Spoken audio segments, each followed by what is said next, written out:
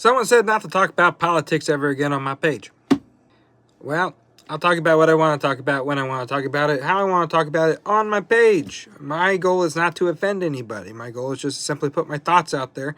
And if I'm wrong on something, somebody is more than welcome to politely talk to me about their points, and we'll discuss it. But let's talk about politics. No, we're not talking about Elon Musk, Donald Trump, Joe Biden, Kamala Harris, none of that. We're going to talk about chicken and why it has a political stance, or how it used to. Back in 1951, we almost did not get Kentucky Fried Chicken. My content would be completely different, and we would be talking about completely different things if Uncle Harley won the election for Kentucky State Senator. But he lost the election. He ran as a Republican in 1951. He lost the election by a few votes. And then by 1952, he created Kentucky Fried Chicken officially. And here we are today talking about chicken. It could have been a completely different story had he won being senator for Kentucky. Now, we do have a famous politician in our family ranks, and that is Davy Crockett. He's a cousin of mine and Colonel Sanders, very distant. Other than that, on my side of the family, in relation to Colonel Sanders, there has been no political anything. And that means Bernie Sanders is not related to us, folks. I'm sorry to break that to you. But he ran for Kentucky State Senator. His photo looks something like this.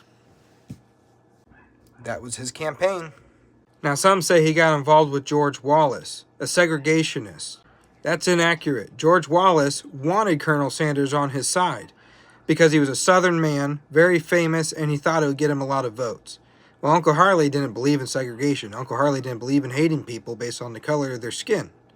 Uncle Harley had no part of it, and he turned down the request that George Wallace gave.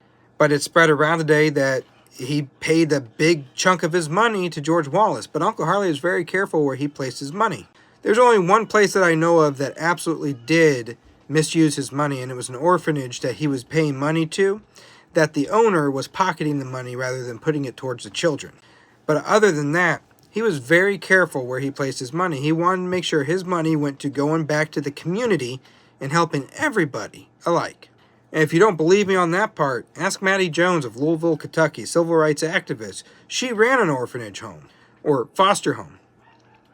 And they were full of many people of all walks of life. These children, their skin colors did not match. They were all different, and Uncle Harley treated them all as his own. He would make sure they had food, clothing, take care of Maddie Jones, make sure she had everything she needed to take care of them. So there's no way that he actually got involved with George Wallace like haters say that he did. But he did run for Kentucky State Senator in 1951. He failed at it, and that's why we have chicken today.